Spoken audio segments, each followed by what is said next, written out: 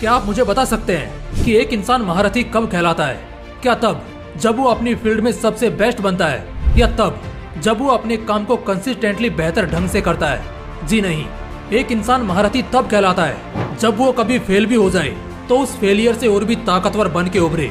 वो ऐसा कमबैक करे कि फेलियर के समय जो लोग उसकी नाकामी पर हंस रहे थे वो ही अब उसकी तारीफों के कसीदे पड़े, वो भी इस अंदाज में कि उस टाइम पर उन्होंने जो कुछ कहा था उसके लिए उन्हें खुद पर शर्म आए। आपको लग रहा होगा ये तो पिक्चरों में होता है, ऐसा रियल लाइफ में थोड़ी ना होता है। अगर आपको ऐसा लगता है तो इन लोगों की कमबैक स्टोरीज सुनकर आप गलत साबित होने वाले हो। ये कमबैक स्टोरीज इतनी पावरफुल और इंस्पायरिंग है कि इन्हें जानने के बाद आप में नेक्स्ट लेवल कॉन्फिडेंस बिल्ड हो जाएगा। आपको लगने लगेगा कि साला ये कर सकता है तो मैं क्यों नहीं। आपके डिक्शनरी से इम्पॉसिबल नाम का शब्द ही हट जाएगा। अब ये जो कमबैक स्टोरी मैं आपको बताने जा रहा हूँ, इसे फिल्म इंडस्ट्री का सबसे बड़ा कमबैक माना जाता है। ये कमबैक इतना तूफानी था कि जब भी कोई व्यक्ति कमबैक करता है तो उसके कमबैक के लिए कमबैक शब्द की जगह इनके नाम का इस्तेमाल किया जाता है। कई लोगों ने तो पहचान भी लिया होगा कि मैं किसकी बात कर रहा हूँ। जिन्होंने भी पहचान लिया है इसी वक्त कमेंट में उस इंसान का नाम लिख दो। ये कहानी शुरू होती है 1990 के दशक की शुरुआत में, जब हिंदी फिल्म इंडस्ट्री साउथ की फिल्मों के रीमेक पर रीमेक किया जा रही थी। आज जिस तरह की स्थिति बनी हुई है कुछ उसी तरह की स्थिति बनी हुई थी, और उसी वक्त एंट्री होती है एक ऐसे हीरो की जो अपनी कंटेंट ओरिएंटेड फिल्में और एक्टिंग की बदौलत ऐसी ऐसी फिल्में देता है जो ऑल टाइम ब्लॉकबस्टर बन जाती हैं। जिस तरह हर साल टाइटैनिक की एनिवर्सरी पर टाइटैनिक रिलीज की जाती है ना, उसी तरह इन महाशय की फिल्म भी हर एनिवर्सरी पर रिलीज की जाती है, और वो भी एक या दो नहीं, कई सारी फिल्में।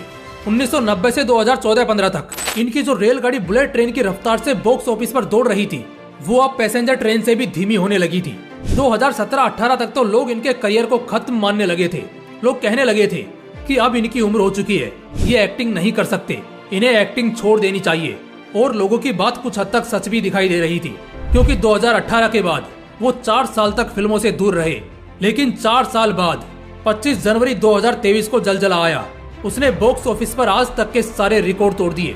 यहाँ तक कि इम्पॉसिबल लगने वाला बाहुबली 2 का रिकॉर्ड भी इस पिक्चर ने हिंदी सर्किट में तोड़ दिया। उस जलजले का नाम है पठान। नाम तो सुना ही होगा। और इस जलजले को जिस इंसान ने लाया वो किसी पहचान का मोहताज नहीं है। इसे इंडियन फिल्म इंडस्ट्री का बादशाह कहा जाता है। Yes, this is the greatest comeback story of film industry. This is the unbelievable comeback story of Shahrukh Khan. एक और कमबैक स्टोरी सुनाता हूँ अरुणिमा सिन्हा की। इस वक्त आपके लिए ये नाम शायद जाना पहचाना ना हो, मगर इनकी स्टोरी सुनने के बाद आप इनका नाम जिंदगी भर नहीं भूलोगे, for sure. Arunima Sinha India की एक जानी मानी वॉलीबॉल प्लेयर थी। उन्होंने वॉलीबॉल में इंडिया को 7 बार रिप्रेजेंट किया था। कितनी हैरानी की बात है ना, हमारे देश की इतनी प्रतिभावान खिलाड़ी का हम नाम तक नहीं जानते। खैर जो भी है, लेकिन जैसे कि मैंने पहले भी कहा है कि आज तक आप भले ही इनको नहीं पहचानते होंगे, पर आज के बाद आप इनका नाम भी नहीं भूलोगे। आपने ऐसी कई कहानियां सुनी होंगी जहां कोई व्यक्ति बहुत गरीब होता है और वो अपनी उस गरीब परिस्थिति पर विजय पाकर एक ऊंचा मुकाम हासिल करता है। अरुणिमा की कहानी बाकियों से अलग है।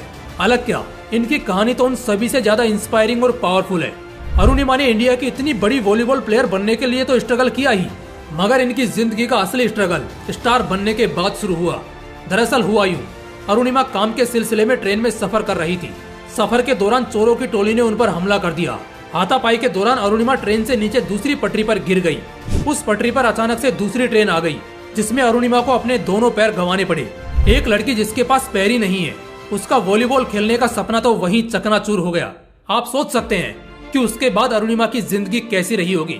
मैं गारंटी के साथ कह सकता हूँ, आगे की कहानी सुनकर आपके रोंगटे खड़े होने वाले हैं। पता है पैर गंवाने के बाद अरुणिमा ने क्या कारनामा किया?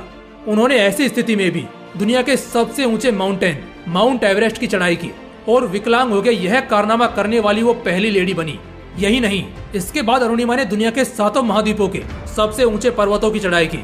इसके साथ उन्होंने कई सारे रिकॉर्ड तो बनाए ही, लेकिन इन कारनामों से उन्होंने अपना नाम दुनिया के सबसे बेहतरीन माउंटेनियर्स की सूची में भी दायर करवा दिया। इस अनबिलीवेबल कारनामे के लिए अरुणिमा को भारत के 4थे सबसे बड़े सिविलियन अवार्ड पद्मश्री से भी नवाजा गया। सोच के देखो यार, एक पैर खोने के बाद यह सब किया, और साला हम लोग हैं कि यहाँ किसी काम में फेल क्या हो जाएं, जीने का मकसद ही छोड़ देते हैं। अरुणिमा अपने इस अनबिलीवेबल कमबैक का श्रेय युवराज सिंह को देती है। यस, वही युवराज सिंह जिन्होंने कैंसर जैसी जानलेवा बीमारी से फाइट की और उस पर जीत हासिल की। वही युवराज सिंह जिन्होंने ग्राउंड पर खून की उल्टियां होने के बावजूद खुद से ज्यादा देश की गरिमा को अहमियत दी और 2011 के पूरे वर्ल्ड कप में शानदार प्रदर्शन किया और देश को वर्ल्ड चैंपियन बनाया। वही युवराज सिंह जिन्होंने अपनी जिद के आगे मौत को भी घुटने टेकने पर मजबूर कर दिया और जिंदगी से लड़ाई के बाद उन्होंने जो कमबैक किया था उसकी हकीकत शायद ही किसी को बताने की जरूरत है। 2017 में उनकी धोनी के साथ खेली गई उस तूफानी पारी को कौन भूल सकता है। आज भी युवराज सिंह की गिनती क्रिकेटिंग हिस्ट्री के सबसे धाकड़ बल्लेबाजों में की जाती है। आज युवराज सिंह करोड़ों लोगों के इंस्पिरेशन है, इंक्लूडिंग मी। दोस्तों, कहते हैं कि कई जन्म पुण्य करने के बाद इस इंसानी रूप में जन्म लेने का नसीब प्राप्त होता है, लेकिन जितनी मेहनत, जितने पुण्य करके इस इंसानी रूप में जन्म लेने का हमें नसीब प्राप्त होता है, उतनी ही लापरवाही से हम इस प्रीसियस ह्यूमन लाइफ को जाया कर देते हैं। बात तो तब और बिगड़ जाती है जब हम अपने आप को असहाय महसूस करते हैं। लगता है कि अब हमसे कुछ नहीं हो पाएगा। हमें जो कुछ चाहिए होता है उसके लिए हम दूसरों पर डिपेंड होने लग जाते हैं और इसी तरह इतनी ब्यूटीफुल लाइफ को डस्टबिन में कचरा डालने के समान वेस्ट कर देते हैं। इसे आज ही बदलने की जरूरत है। हमें खुद में बदलाव लाना होगा, लाइफ के इम्पोर्टेंस को समझना होगा, क्योंकि तभी जाकर बड़ी किस्मत से मिली इस इंसानी जिंदगी को वैल्यूएबल बना पाएंगे। वैसे आप जिंदगी के बारे में क्या सोचते हैं और आपकी जिंदगी का असली मकसद क्या है? कमेंट में लिखिएगा, मैं आप सभी के विचार जरूर पढ़ूंगा। बाकी वीडियो देखकर जरा भी अच्छा लगा हो कि यहाँ से आप कुछ सीख कर जा रहे हो तो वीडियो को अपने दोस्तों के साथ जरूर शेयर कीजिएगा। फिर मिलते हैं अगली वीडियो में एक और बवाल मोटिवेशन के साथ। जय हिंद, जय श्री कृष्णा।